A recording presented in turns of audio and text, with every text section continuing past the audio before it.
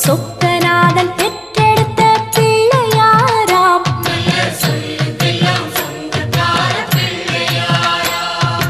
கைலாய மலைய விட்டு தெற்கே வந்தாராம். இந்த பிள்ளையார் பட்டி கண்டு இருந்து விட்டாராம்.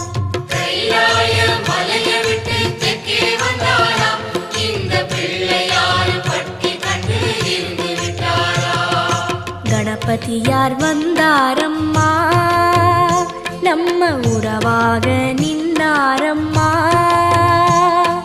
கணபதியார் வந்தாரம்மா, நம்ம உறவாக நின்னாரம்மா. சொக்க